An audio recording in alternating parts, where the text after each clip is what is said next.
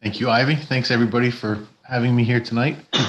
Um, a couple months ago, Ivy had received an email from one of our residents with regard to this special software called Comper, which is a public-facing tool that allows folks to go on at their leisure to search sales of similar size and style homes and let them have an idea of how their assessment um, is equitable or not. So I did some research and I spoke with the salesperson who hails from Northern Ireland, and the product seems pretty interesting. Um, there's a bridge that's built between our current software and this Comper software, and it uploads at our schedule, whether it's daily, weekly, monthly.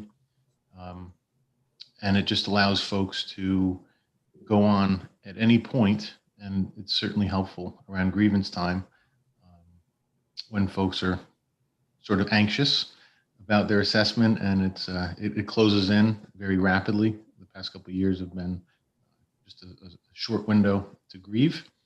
Um, so, with that said, we had this proposal. I was able to speak with colleagues around the country who are using this software, Oklahoma, Georgia, North Carolina, right next door in the town of Ramapo. And, I think that while it's a little expensive as far as transparency and equity of the assessment role, I think it's something that the town board should consider. Is there a community that is using it similar to the way, we would be using it, that we could see it in action? The town of Ramapo, which is just across the Hudson River, has been using it for at least a year. And everyone that I interviewed was thrilled with the product. If you were to go on to the town of Ramapo website, you could certainly take it for a test drive. We could do it together. As in now, or just at some other time, just when we want to check it out? You're going to put me on the spot? Well, I'm not putting you on the spot. Is it that, do you really think it's that much of an asset and it's that valuable and that great of a tool that it would be worth the dollars? So that's an interesting point. So I think that in this year, where my budget was expanded due to certiorari refunds and potential appraisal impacts, this might be something that we could look at. If it's not in the budget, it's $12,500 for the first year, and then it drops down to $7,500 thereafter. In a year, whereas we don't have those additional expenses, maybe it would be time to revisit it at that point. That aside, in terms of our finances, which sounds like a silly question, but is what you're getting for that amount of dollar a good buy, if you will? I asked every one of the folks that I interviewed about the product and how many hits they would get per month or per year, and none of them kept that data. So, that's something that we would roll out if we were going to go with that. And then we would obviously track it, and we would see. But I can't answer that question. Okay. It would have to be a good public relations rollout. We would have to let everyone know. Maybe even have a tutorial with it. It's pretty easy to. Where'd everybody go? I'm here. Oh, awesome! I'm sharing my screen. Look at you. I know. Zoom. It's so wonderful. It really is. Josh, can I just ask, what currently exists now? Like, what do residents do or use, or, what would this be replacing is the question. It wouldn't be replacing anything. It would be something that would be brand new. Okay. Currently, and since I've been the assessor in Newcastle since 2015, historically we meet with at least 200 different homeowners annually prior to putting out the assessment roll in June, meeting with them informally. Many of them rely on Zillow, which is sort of the bane of our existence because of the inaccuracy of the square footages. This past year was more trying than normal because folks were in lockdown and they didn't have a lot to do but plug their information into Zillow, and then they would be getting these alerts, and I'd be getting phone calls that, you know, we would have to research and explain, which is fine, but this may help to mitigate some of that, and it would allow for folks to be able to provide an educated report and give them something to be able to bring into us and talk to. So it saves you more money in terms of your time and energy as opposed to giving, you're saving time and money. Well, Because if you're getting a reasonable comp or someone's looking and saying, wait a second, you know what, Zillow says X, but this program says, Comper says Y, I'm way off. I shouldn't waste Josh's time with this nonsense. Maybe extreme, but. that would be one way, or the other end could be, hey, I've got 6 sales here that show that, you know, the range of value is between X and Y, and my house is clearly over assessed, and then I would just be able to adjust it based on that. So yes, This is telling you like not just the sale price, but the assessed value. Like that's the big difference between what you can find on Zillow. So the main problems that I've found with Zillow is that it combines below grade and above grade square footage. So it will skew a price per square foot. So if your house is 3,500 square feet and you're looking at other houses that have sold for 5,000 square feet for less money than you're assessed for, it's because they've combined those 2 square footages.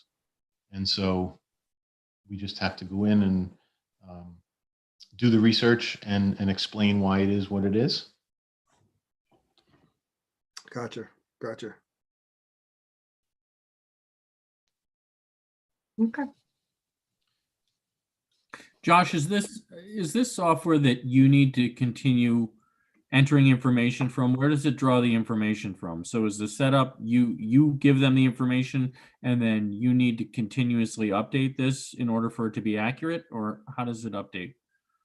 My understanding is that we update our sales every week with a new batch of deeds from Westchester County, and with that, there would be a bridge that would be set up from Comper. And let's say our deeds are done, we start them on Monday and the process ends by Friday.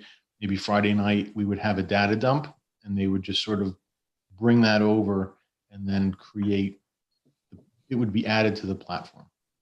So not really any extra work for you or your office. It would not be extra work for us. You know, I think that in theory, I think it's a great product.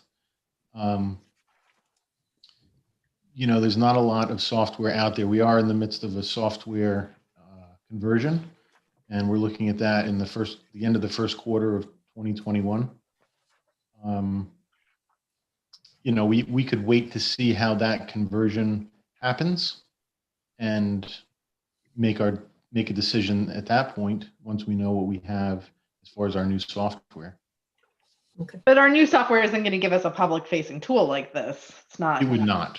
No. It would not. But it's, you know, as they have developed this new software, it's conceivable that they could make something like this in the future. Mm-hmm. Yeah. Sorry.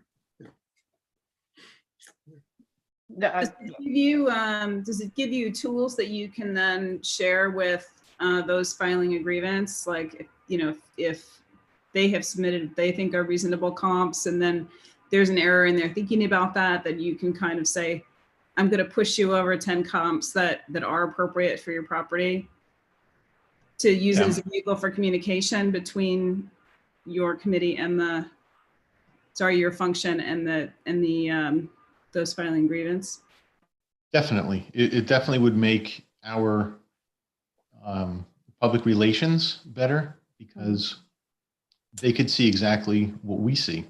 And it sort of demystifies the whole process. I mean, you have a range of value. And ultimately what we do is an art and not a science. But when folks can sort of get into the seeing how the sausage is made, I think that would be the main benefit. You know, it's just a matter of getting folks used to using it, and we'll all of a sudden find it will give birth to all these assessors wannabes, people who want to grow up to be assessors. I don't think anybody wants to grow up to be an assessor. When you don't want to give the magic out. You don't want them to come in and take the job. Do you think that that if we were to have this tool available for our community, it would result in an increased number of successful grievances? You know, we have a very equitable assessment role. We sort of talk about this every year when the reassessment conversation comes up. You know, there's outliers for sure. This year we were down overall by 30% with our grievances, and a little bit more than that with our scars. So I think that with the COVID bounce, I think that really has bolstered the equity in the role. You know, if we'd had this conversation in February, I would have told you, you know, doom and gloom. But that's certainly not the case at this point. And I don't think it would add to more challenges, because I think that folks it actually might diminish it, because they would see that they're correctly assessed. Right. So I think it's super cool. I really do. And I think it would be a really neat service to offer people here. And I think people would really like it. But I think you raised a really interesting question about the transition to the new version of the assessor software that you're using now. And just maybe before we pull the trigger on this, or before I would want to pull the trigger on this, I shouldn't speak for everybody.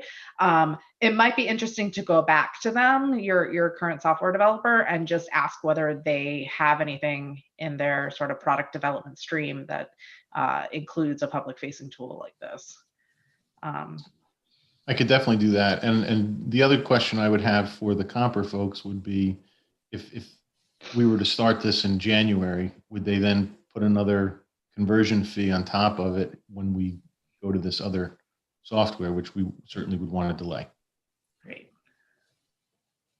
Just remind me what this costs. So the first year is $12,500, and that includes the $5,000 setup fee. And then each year after, it's $7,500. I would try to negotiate out. You know, it's sort of a double-edged sword. Do you negotiate out 5 years at a reasonable or no increase, with the risk of we don't like the software, or do we try to go for a shorter term? And you know, so we would have to think about those options too. And Josh, So, yeah, good.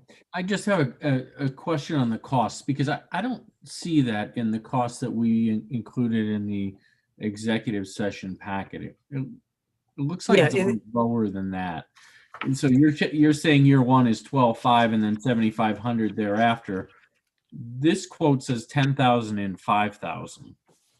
So was there? So there's actually two products that was in that separate email that Yes. I'm not sure was included in the packet, but Oh. so there's Comper, and then there's Comper for Citizen, and one is the public facing, one is the internal.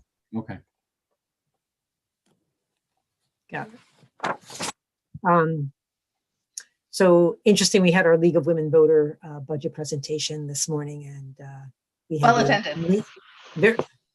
And Rob did a fabulous job. But one of the things he highlighted was the fact we had a lean, mean budget this year, and we actually have not provided funds for this. And it's not like we have any like hidden pockets that that you can steal from, you know, Peter to pay Paul sort of thing. There just isn't. So if it's something that you know, proves out that the board is really interested in, you know, unless our financial situation changes during the course of 2021, I would put it down for a 2022 wish. And that would give us an opportunity to see how the conversion works in 2021. And, you know, be in a position that we're only uploading the information, you know, doing the conversion once. And I think, Josh, you also mentioned that when the conversion does happen, we're going to run parallel with the old system for a period of Little bit. time. Yeah. As well, I think we're all a little unsure how this is going to go. I guess everybody's in it all at once. There's no betas. We're all getting in at the same time. Is that correct? That is And we're correct. all very optimistic it's going to work really, really well. But I am optimistic. We will have to run a dual platform for our first assessment roll for, God willing, it'll be for 2021. Right. And then once we know that there are no bugs and everything is fine and everything carries over, then we'll leave PASS in the dust and go for PASS 2.0. okay. Do they offer a pilot window where you could essentially, use it for a few months before you commit to the contract, or once they set it up with the setup fee, that's it? That's it. I could find that out for you, and give her a call. I wouldn't know that answer just because I don't know what kind of work goes into setting up the platform for it to draw the information over. But if you'd like, I could do some research for you. Sure. Okay. Anything else for Josh? I didn't put everybody to sleep. No. Assessment stuff is so Oh, that's me. interesting. Stop it. Up next. Thanks, Josh. All right. Bye, Thanks, Josh. everybody. Thank you. Good night. Hi, Josh.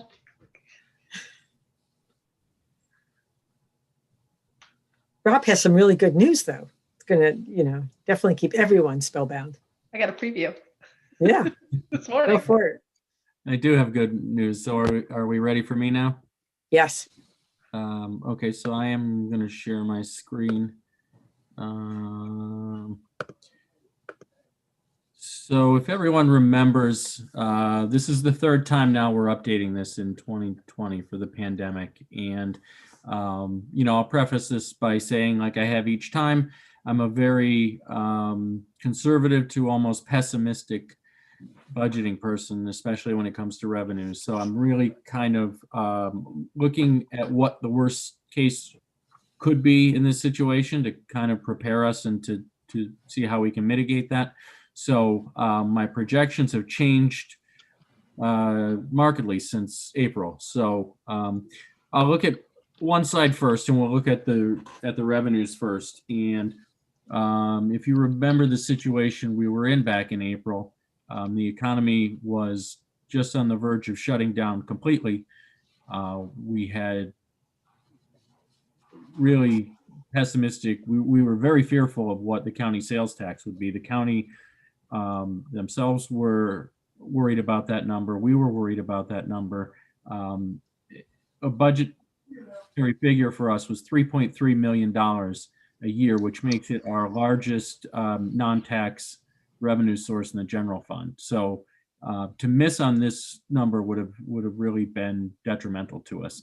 So back in April, if you'll get the column here, I projected out, I took what we budgeted, and I've kind of left the columns in there to see where we've progressed from. So back in April, I had a very pessimistic viewpoint, as you can see. As we've gone through and we've got some clarity, a lot of these sources have either performed up to the standards of the budget or even exceeded it in very many cases. So where we are in November now, we're looking a lot better. So I'll just go through a few of them. The first one that I point out is property tax penalties. We usually budget about $400,000 a year. We're actually right now at $447,000. I imagine it'll probably be even more than 450. I actually know from the tax office today, they got two sizable lien payments in, which typically include a significant penalty in that. So, so that number probably will go up even higher. Why would the penalties be higher this year, considering the payment period was extended? Well, so it's interesting. A lot of these that are coming in are for liens from prior years. Okay. So that's where a lot of these penalties are coming in. And right, you're exactly right. The penalty was extended from from May 1st to July 15th. So for town taxes, town and county taxes. So they did have the opportunity to extend that, but it is the liens where we're getting a significant number of the penalties. And also when we roll over to lien in the summer, when we take the prior year's delinquent taxes and they become a lien, we actually recognize the revenue at that point for the penalties. So it gets rolled into a receivable, a long-term receivable for us, but we recognize the revenue at that point. So that's one source that we are definitely, back in April, number one, we weren't sure if people were going to be able to make tax payments. And we weren't sure if we were going to extend them, if we were going to waive penalties, what we were going to do. So we kind of thought, we may not see our budgetary number there, and it looks like we're going to, and we're going to probably exceed it pretty well. The next source is the county sales tax. And if everybody remembers at our budget discussion about a year ago, the county in August of 2019 increased the local sales tax by 1%, and in turn projected an increase to all the municipalities. At the time, they gave us a number, and obviously we couldn't have predicted COVID, but on the conservative to pessimistic viewpoint, we said, well, we probably won't get all of what the county says, so we kind of played that a little more conservative, and we budgeted 3.3 million. I think they were anticipating 3.5 or 3.6 or something they were expecting us to get. Well, it's a good thing that we budgeted a little bit lower, and it looks like we will reach that number. We did get our third quarter payment in, and after 3 quarters, we are just about 76 or 77% of our budget at this point. So the fourth quarter is typically the highest with the holidays and shopping at that time of year, provided we don't have any more of a shutdown. And it doesn't appear that we will. We do get revenue from online sales and those types of things. So I'm pretty comfortable to say at this point, based on where we are, in what we're expecting for the fourth quarter, that we'll reach our budget number there. The next category, probably not so rosy, and that's our commuter parking and our parking meters. We've delayed this, those typically renew in June. We moved it to October, and we've now moved it to December in hopes of bringing in some revenue. I know we hadn't really publicized it, but we've begun to sell parking permits in December. I've got a number in there. I'm not sure that we'll reach that. I'm hopeful that we'll reach that, but I guess that remains to be seen now. We were hopeful that commuters would begin going back to the city maybe January 1. I'm not sure that will happen right now, but we're going to leave that as the estimate. And I think there's also some room in some of the other numbers that if we don't reach that, we're still okay. We'll still be on target. Summer camps and the rec programs, that really hasn't changed a heck of a lot from what we had projected back in April. We were able to run the summer camps, but as you can see, only at about a quarter of the revenue that we typically receive. And that estimate hasn't changed, and summer camps are over, so we don't expect more revenue there. Interest earnings, interest rates are extremely low at this point, so there's not a heck of a lot we can do, or not much that will change there. The building permits, that has come up in our estimates, and if you can see what I projected back in April was about 712,000. We're already at 738 to date, and the building department's still extremely busy. So we are projecting probably not going to reach our budget at 950, but 850 is not too far off, considering everything we've gone through this year. Fines and forfeited bail. The courts were shut down for several months, and also with fewer people out on the road, there were fewer vehicle and traffic tickets. So we do expect that number to probably come in significantly less, probably about half of what was originally budgeted. Moving to mortgage tax, that's right now the real shining star for us. Back in April, we weren't sure if there was going to be a housing market, if anybody was going to be able to show houses.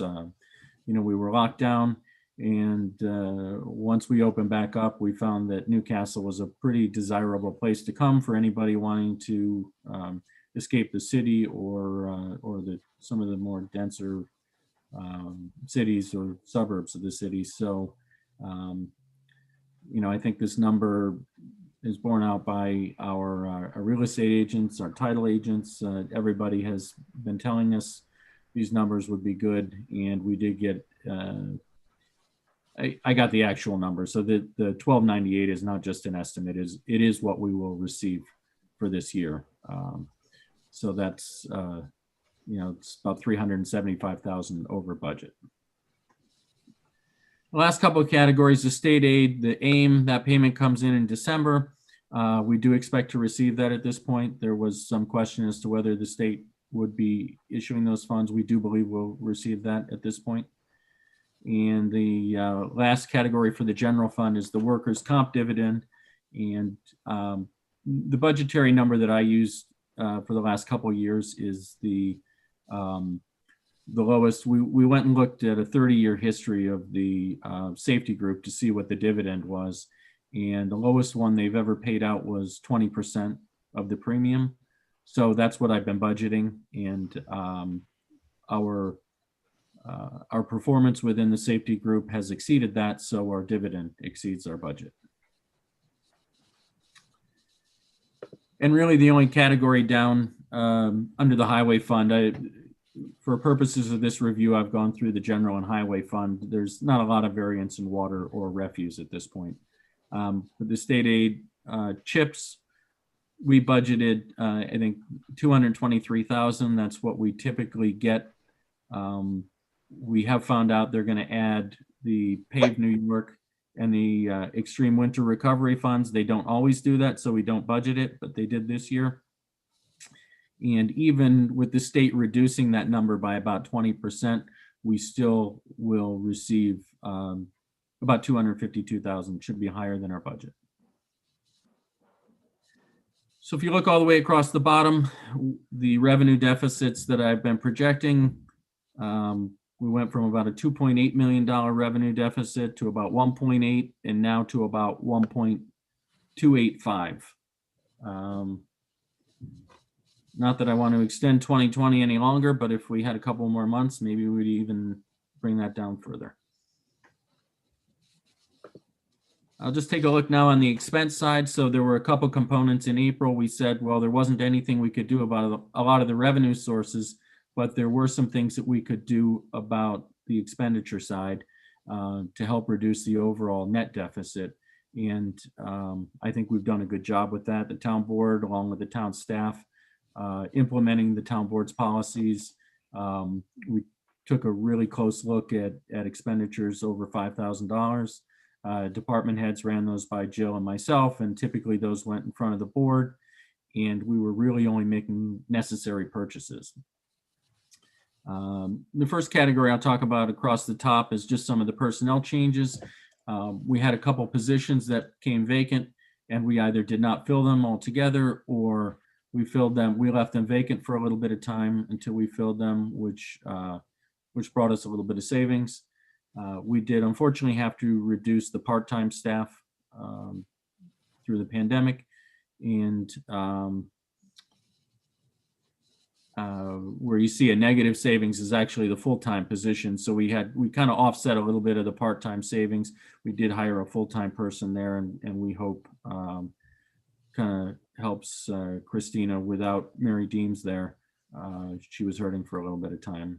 It was just really Christina in the clerk's office. So we added the Lauren back as the deputy there, and we did add Irene as a full-time employee in that office.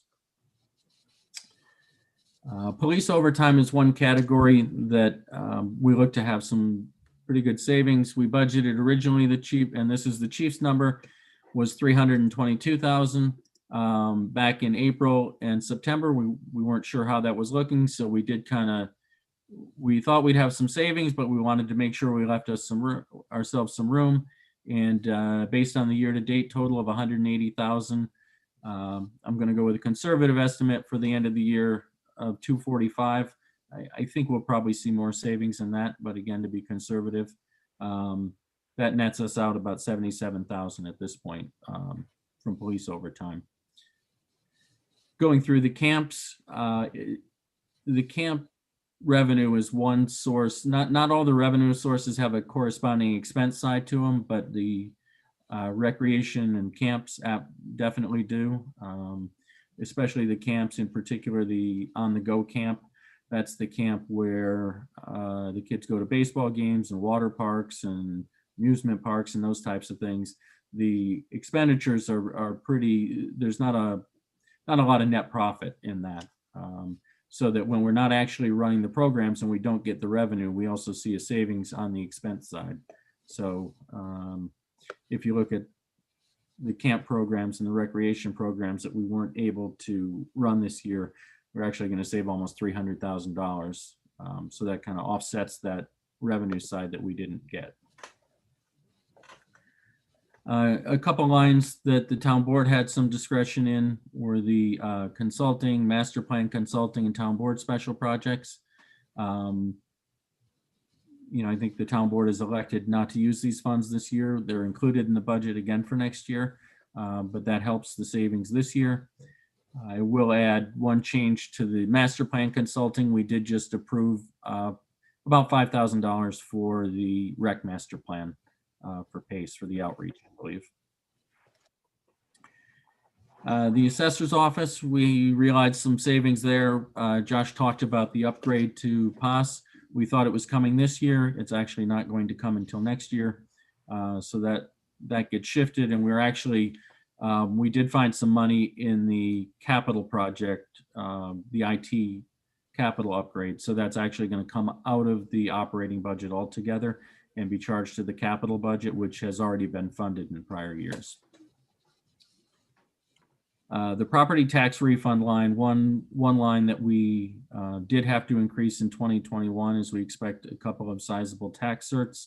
But that number, we typically budget at 100,000. If you look at the year to date, we've only had about $1,700 worth of tax refunds, and that goes along with what Josh just mentioned. That he's seen a reduction in SCARs and the tax certs. We probably again won't even reach 25,000 this year, but I'm going to at this point be conservative. That'll give us a savings of about 75,000 in that line alone. And just a couple other categories. The parking contractual services. These are the credit card fees that we typically have to pay that are associated with our Luke machine and the parking permits and the online parking permits. We're not going to have to pay those fees because we have not been using those. So one plus side there.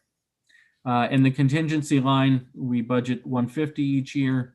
We'll definitely need, that's kind of a space saver for any unexpected expenses. We'll actually use it as a buffer to kind of offset the revenue that we're not going to get. So for the general fund, I see a total savings right now versus a budget of about 891,000. Down in the highway, not a lot has changed. I did add one change to this projection from when we last talked, and highway department overtime is actually going to exceed budget. Right now, it's about 108,000, which is about 28,000 over budget. I'm projecting it'll probably go to 120. We've had a significant storm back in July, August, and again over last weekend, and that's required quite a bit of overtime from our crews having to clear the roads.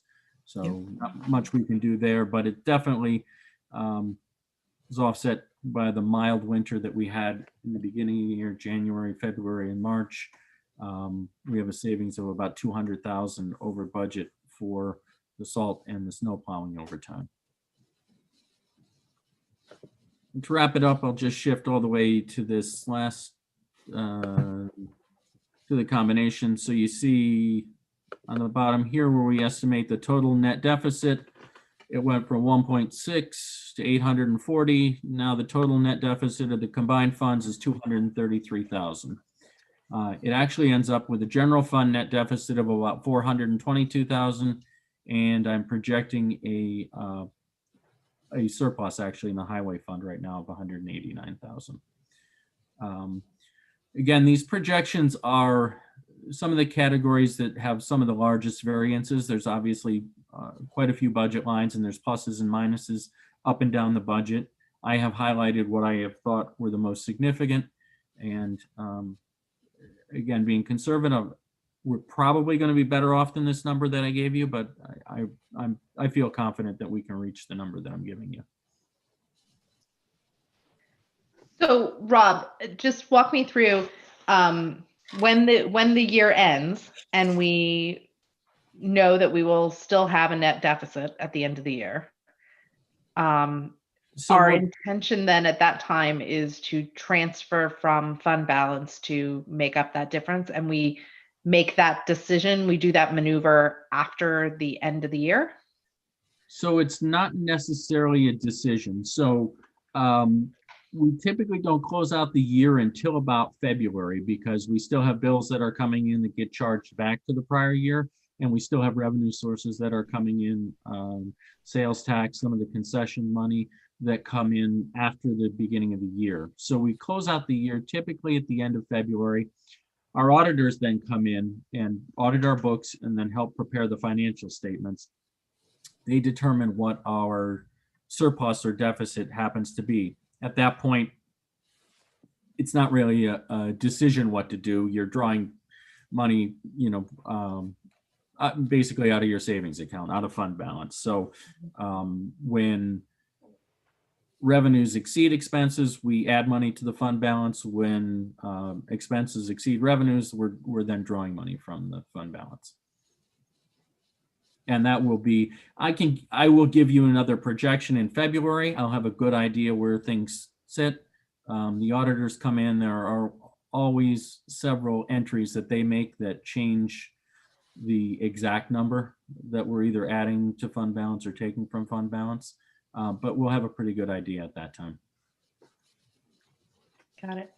Can I just ask, with regard to the town board special projects line, I noticed that it was budgeted 25,000. We've spent 5,400. I think that's the movie, right? That we did. So I'd have Right. to But anyway, I noticed that we still are projecting a total expenditure there of 15,000. again, not necessarily anything that I know, just leaving some Okay. room there. No, Yeah. I think that's wise. I was just going to say to that point, we saw last month the presentations from the CRE and from their work groups, and I am working with them right now to try to get them to come up with sort of the short list of what some quick wins or low-hanging fruit might look like from that very long list that they presented to us of recommendations. So I do expect that, and I don't know what the number is just yet. Obviously, because the board will need to discuss it. But I just want to put that in everybody's, flag that for everybody, that that's still something to come. Not just for next year, but I think for this year too, to the extent that they can identify some of those things that are, like I said, quick wins. Yeah, so that's what there wasn't anything spoken for at this point in my numbers, just leaving the board a little discretion and still coming up with a projection. Great. Okay. Great. Thank you, Rob. This is We're 2 really for 2 today. tremendous. And I mean, thank you, Jill and Rob, both for your leadership this year and the incredible job that you guys did to reduce expenses and to rein in our spending. It's actually really remarkable that we were able to close this gap the way that we did over the course of the year. If anybody had told me back in April that the total deficit would look the way it does, 233, I think it said, I can't remember, Yeah. but that's Combined. the net, amazing. yeah. That's really incredible. You guys are great. No wonder the deficit looks so good. You know, it's funny, this morning, we were referring to as only an $840,000 deficit. And it's only when you start working with 1.6 million as a deficit, do you consider 840, only. So, even coming down like 233 is clearly a significant number. If it was in my budget, my personal budget, I wouldn't be talking to you guys. But we're able to keep it under control, but our staff is phenomenal, and we will pass along your thanks to them. We couldn't have done it without them, clearly. Yeah, for sure. Okay, Vivek, are you still with us? I am. Okay, so we're going to shift gears a little bit to the Westchester Power mailer. Was here, not here, almost here. Hey, I am here. I'm sorry, I was finishing up another. Okay. Okay. I know Steve was perhaps going to join us, but I don't see him on. So SAB, as you know, has been working diligently with Westchester Power to come up with a mailing for the town. I know that Westchester Power will be sending out to our residents a template that was sent to all the municipalities, which is not necessarily the easiest read for our community to understand where we are. And so Vivek has undertaken the task from SAB to take and give us a kinder, gentler, more readable explanation to what our energy purchasing options look like going forward.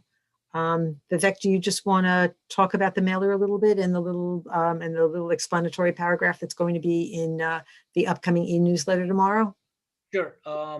So first off, from the Sustainability Advisory Board's perspective, and I've been authorized by Stephen and Jennifer to speak on their behalf. So I'll keep it short because I don't want to misspeak on their behalf.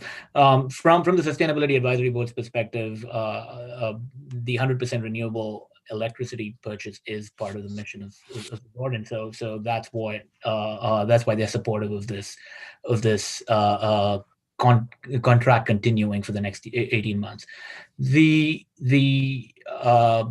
From a messaging perspective, it's important that everyone in the town understands what they're receiving, and to Jill's point, the Westchester Power document was a little unclear, and we thought it was important that the town have a mailer that more crisply points out who needs to do what, right? And the bottom line is the vast majority of town residents will not need to do anything because the vast majority of town residents are currently buying their electricity supply from Westchester Power, and are going to continue to do that with this new contract. They have nothing to do. There is a small subset, about 10% of the town's population, that has previously opted out of the Westchester Power contract and either gone back to buying their supply from Con Ed under the variable rates, or from a third party, from another ESCO. And that 10% will also not need to do anything, because if they had previously opted out, they are continuing to be opted out. So you shouldn't have very many people from the town having to do anything to change their preferences. But there is always the potential that the mailer causes some confusion and concern, and there is, in our age of social media, there is the potential for anything to blow up, and so it's important, we thought, that we have a few different media of modes of communication, and this letter, we thought, was something that the town can send out. I think, Jill, you were saying you want to send it out with the refuse calendar, right? That's going to be so the plan was SAB has created just a nice summary paragraph that's going to be included in tomorrow's e-newsletter. It's going to have a link to this letter that's in front of the board for their perusal. Please look at it, make I know it's been circulated, just we have received some comments. Ivy had some comments and some questions. I believe they've been addressed. If Can anyone I else just does. ask you, I know Sure. because I put this in, I did review it, and I provided you my comments, and then you very kindly provided me responses that I didn't look at.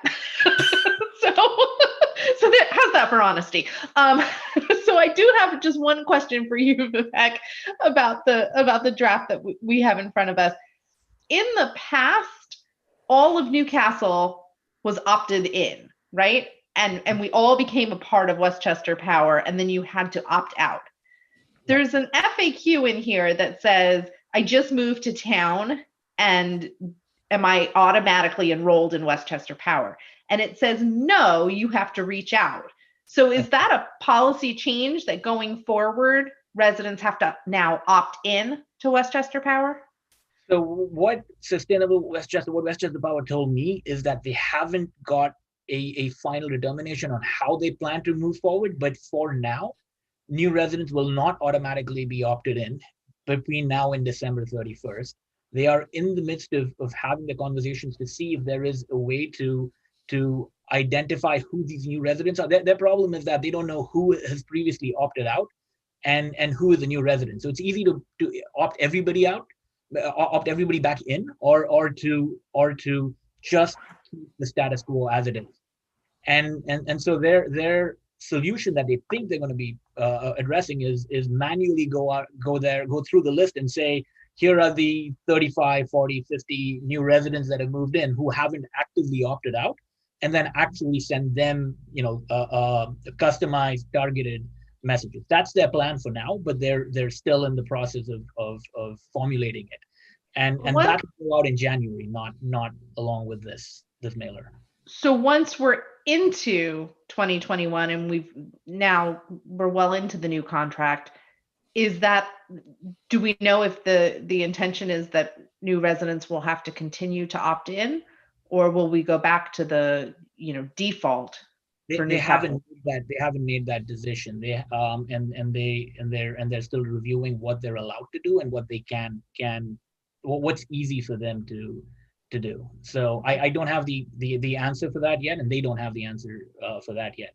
They said they think that what they're going to end up is that new residents will have to actively opt in the future. I'm really worried about, I'm sure you and Steve and Jennifer will push really hard on this, but I'm really concerned that that's going to greatly reduce their participation in this program, and we're not going to see the same results that we've been able to realize over the past several years as a result of the fact that it was an opt-out as opposed to an opt-in. Right, Ivy, my suggestion is let's wait till they figure out what they want to do, and then we can add to their efforts by helping, either using the realtors to target people as they buy and move into the into town, or other approaches. But let's wait for them to figure out what they want to do before we formulate our That's plan. fair. I don't need to do their job for them. We've got enough on our plates. Point well taken.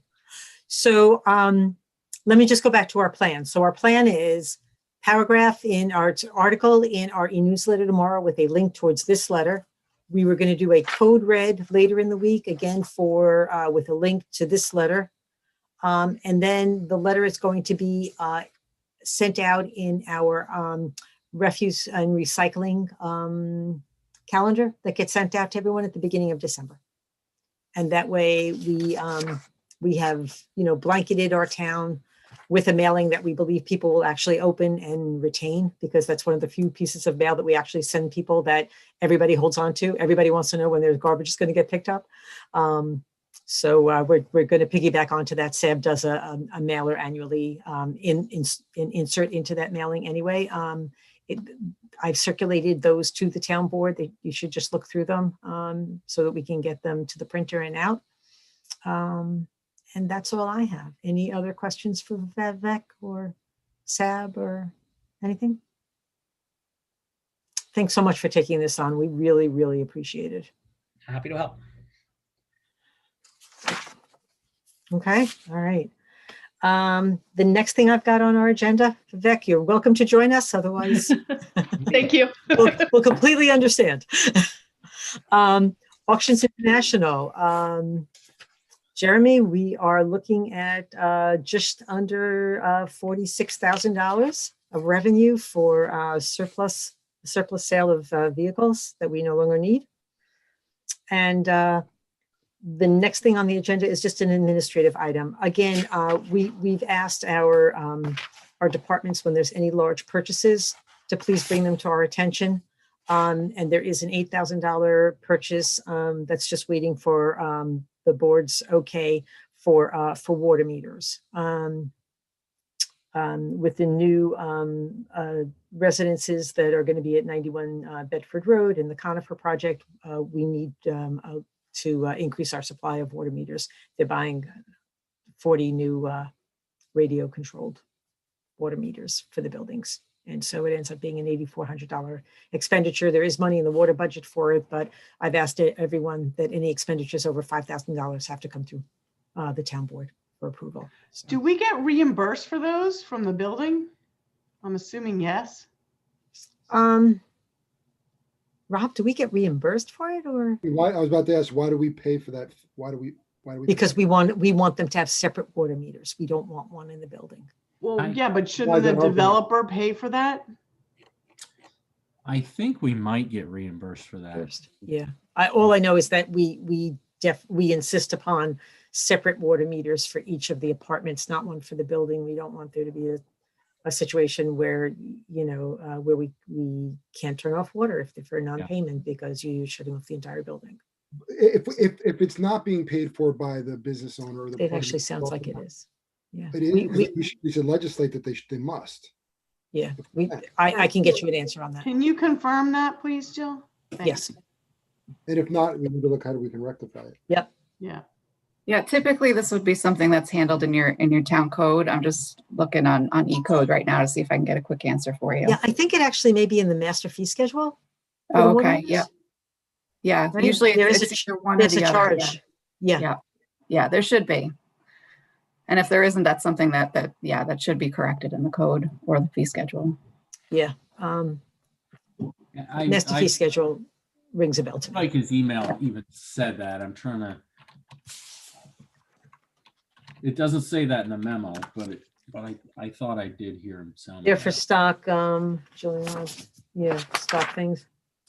Can we confirm before we? Yes. Yeah, Well, so section 131-31 of your code, that's in the water chapter.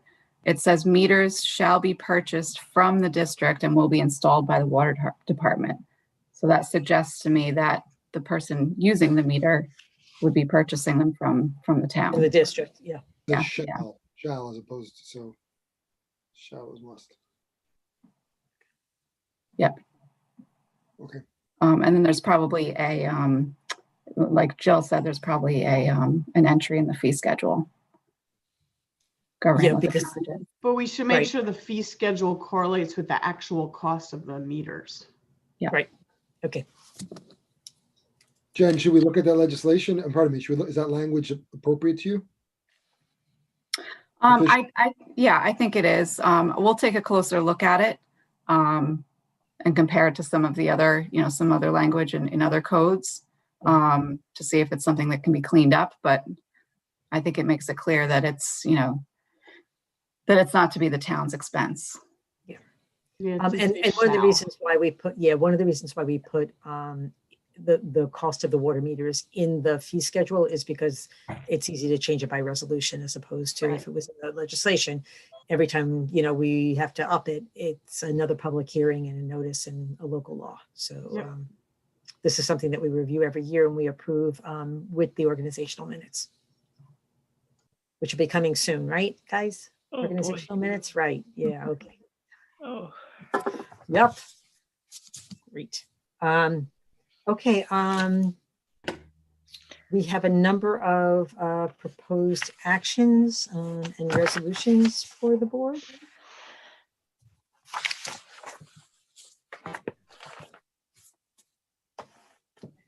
We ready? Or All right. I move to adopt the following monthly reports for October 2020, Town Clerk, Court Clerk, Development Department, and Receiver of Taxes. Second. All in favor? Aye. Aye.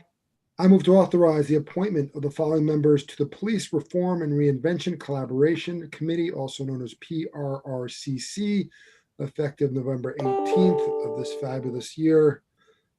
Craig Davenport, Joanna Robinson Nayar, Angela Broner Helm, Kimberly Carey, Purcell Welsh, Carlos Ramirez, and Dara Nayar. Second. All in favor? Aye. Aye. And we're excited to have them. I move to accept the retirements resignation from Donna Lee Espirito, Recreation Supervisor 2 within the Recreation and Parks Department, effective November 7th, 2020. The town would like to thank Donna for her 34 years, which is certainly a lot of dedicated service. So thank you on behalf of all of us. Second. All in favor? Aye. I move to authorize the posting and hiring for the position of laborer 0425-05 within the Department of Public Works. Second. All in favor? Aye. Aye. I move to accept the following results from Auctions International, which have all been accepted with total proceeds of $45,595 as listed below. Second. All in favor? Aye. Aye. I move to establish capital project H.8330.0400.8090.2020 for the complete turnkey replacement of 2 boilers at the Millwood Water Treatment Plant with a total budget of $325,000. This project will be funded entirely with the transfer from the SW Consolidated Water District. Second. All in favor? Aye. Aye. I move to establish capital project H.8710.0400.8091.2020 with a total project budget of $1.5 million for the decommissioning, removal of the Western Dam Wall, aka Upper Minkle Dam. The funding source for this project is not yet finalized. The Development Department is currently working to secure grant funding from FEMA and Westchester County, but the amounts are not yet guaranteed. A transfer of $144,500 from the Tree Bank in the Expendable Trust Fund is being earmarked for this project to cover the costs of supplies for the riparian restoration once the dam is removed. Whatever grant funds we do not secure, the balance will be funded with serial bond proceeds from our next bond issuance intended to take place in 2021 or 2022. The debt associated with any borrowed funds will be repaid entirely by the general fund. Second. All in favor? Aye. Aye. I move to authorize the Controller's Office to close the 2012 IT equipment upgrade capital project based on verification that the project is complete and no further expenditures are expected. There is no fund balance remaining on this project, and the town controller concurs with this request and recommends corrective action be taken so the project can be closed out in accordance with audit guidelines by adjusting budget to actual figures as outlined in the attached memo from his office dated November 13th, 2020. Second. All in favor? Aye. Aye. I move to authorize the Controller's Office to close the 2016 IT equipment upgrade capital project based on the verification that the project is complete and no further expenditures are expected. For review of the attached final project, trial balance of as of December 31st, 2017, the Controller's Office identified that there is no fund balance remaining in this project. Further, Town Controller Robert Deary concurs with this request, and since the amounts are the same, no entries are required to adjust the budget to actual figures. However, in accordance with audit guidelines, a resolution is required to record the official closing of this project for record-keeping purposes. Second. All in favor? Aye. I move to authorize Controller's Office to close purchase GPS vehicle tracking units capital project based on verification that the project is complete and no further expenditures are expected. Per the final trial balance of December 31st, 2013.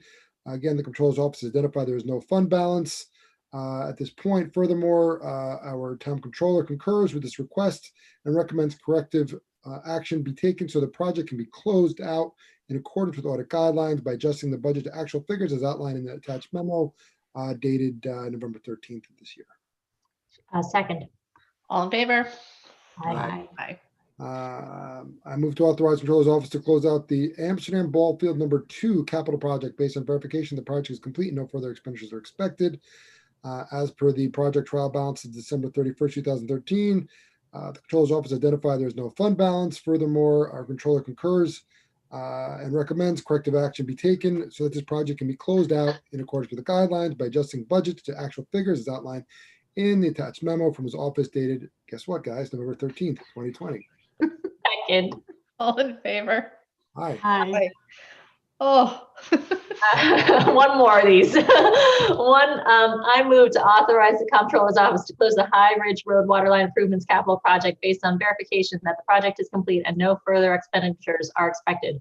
Per view, the attached final project trial balance as of December 31st, 2013, the Comptroller's Office has identified a project fund balance, project revenues minus project expenditures of $113,114.35, $50,000 of which will be returned to the SW Consolidated Water District, and the town is obligated to return the remaining $63,114.35 to the SW 4H Ridge Road Water District to be reserved to pay the debt associated with the 2013 serial bond issuance.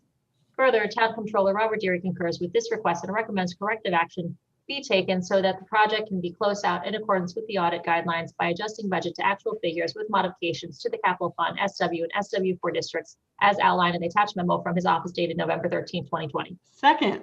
All in favor? Aye. Aye. Aye. Thinking we're going to table number 13 Okay. till next week. Okay. Warren, that was one of your record fast ones. That was really That was fast. really good. That was really fast. Also, I like how that last one, they did identify a project fund balance. It totally threw me off. All right, so we're See? going to adjourn? No, we're going to adjourn into executive session Right, correct. Yay. for advice of counsel, personnel and contracts. So moved. A second. All in favor? Aye. Aye. And then to adjourn. Do we have, before we go, are we going back into the executive section link? Or are we staying here and turning off? That's what I wanted to ask. It's up to you. The only thing is, once I lock this out, I think Nick is still supposed to join you. So Yeah. I'm not sure the Then best why don't we way. just go to the executive session then? The other If link. that works. Yeah. Yeah, Okay. that's fine. I think I can find that link. Okay. And I know Jen, I'll send you that link again, just in case. No, I got it. I had No, like Jen multiple. needed it, I think. Yeah, I need it. Thanks, Gary. Okay, No sorry. problem. Thank you, Karen.